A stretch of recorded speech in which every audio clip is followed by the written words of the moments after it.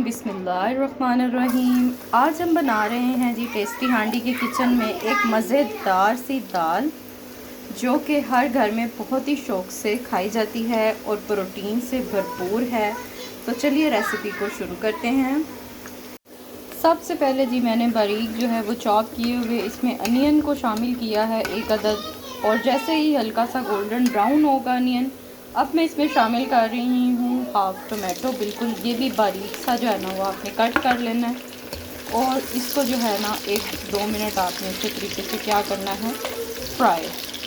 ویسے تو ہر گھر میں ڈفرینٹ طریقے سے بنتی ہے دال ماش کی ریسیپی اور پسند بھی کی جاتی ہے۔ آج میں آپ کو اپنے طریقے سے جو ہے وہ بنا کر دکھا رہی ہوں، ویڈیو کو اینڈ تک ضرور دیکھیے گا جی۔ تو پیاز اور ٹماٹر ہمارے اچھے سے فرائی ہو گئے ہیں، اور اب آپ نے 1 چمچ بھر کے ادرک لہسن کا شامل کرنا ہے، اور اس کو مزید جو آپ نے 1 سے 2 منٹ کے لیے اس مسالے کو بھون لینا ہے۔ یاد رہے میں نے اس میں ابھی پاؤڈر سپائسز شامل نہیں کیے ہیں۔ اگر آپ کو لگے مسالہ جل رہا ہے تو ہلکا سا اس میں پانی آپ جو ہے وہ ڈراپ کر دیں، اور اس کے بعد آپ نے فرائی کر کے پھر آپ نے سپائسز کو شامل کرنا ہے۔ 1 عدد جو ہے وہ میں اب اس میں گرین چلی شامل کر رہی ہوں۔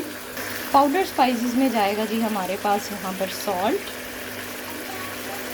ہلدی، سمپل گھر کے سپائسز ہیں، آپ کو پتہ ہے جیسے کہ میں اگر آپ نے میری پہلی ویڈیوز دیکھی ہیں اس میں بھی میں گھر کے سادے مسالے یوز کرتی ہوں، اور red chilli powder, black paper, یہ وہ مسالے ہیں جو ہر گھر میں موجود ہوتے ہیں۔ اس کے بعد دھنیا پاؤڈر، اور تھوڑا سا میں اس میں شامل کروں گی ثابت زیرہ، بالکل آپ کہہ لیں کہ 1 چٹکی۔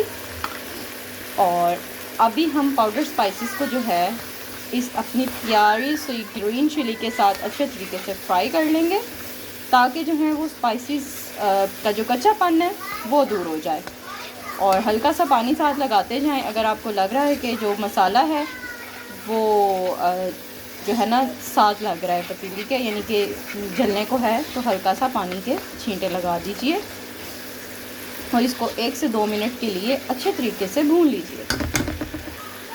یہاں پر میں اپنا ہوم میڈ ایک سیکرٹ پاؤڈر مسالہ دال کا شامل کر رہی ہوں۔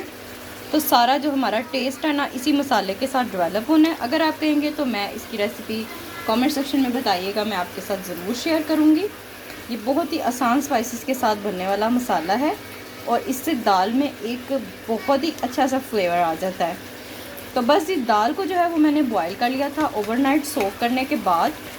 اگر آپ اوور نائٹ نہیں بھی کرتے ہو، کیونکہ مجھے صبح ہی بنانی تھی، تو آپ اس کو 4 سے 6 گھنٹے تک تو لازمی سوک کریں، اس سے ماش دال بہت ہی ٹیسٹی بنے گی آپ کی۔ مسالہ اچھے سے بن گیا ہے، تو میں کیوں نہ آپ کو یہاں پر دکھا دوں کہ میں نے دال جو ہے وہ تقریباً میں نے 85 to 90% تک کوک کر لی ہے، اور بسم اللہ پڑھ کے اب ہم نے دال کو اس میں شامل کرنا ہے۔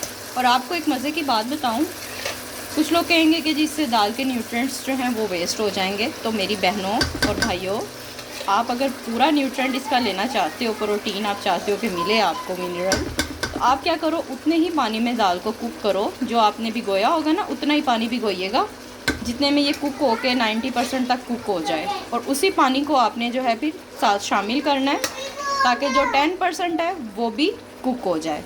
تو یہ تھی آج کی ریسیپی کی سیکرٹ ٹرپ، جو کہ آپ ضرور اپلائی کیجیے گا۔ اگر آپ بگنر ہو تو آپ کے لیے اچھی ریسیپی ثابت ہوگی۔ تو بس جی اسی کے ساتھ ہم دال کو اچھے سے فرائی کرتے ہیں 5 سے 7 منٹ تک، اور پھر آپ کو اس کی میں فائنل لک دکھاتی ہوں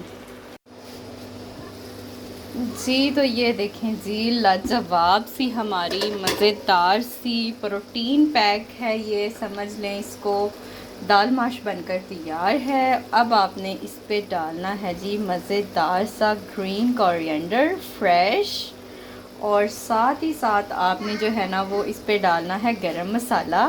پراٹھے کے ساتھ، پشاوری روٹی کے ساتھ، نان کے ساتھ، تندوری روٹی کے ساتھ اس کو آپ جو ہے سرو کریں، اپنی لائف کو انجوائے کریں، اپنے پیاروں کے لیے مزیدار سے کھانے بنائیں، اور دعاؤں میں مجھے یاد رکھیں۔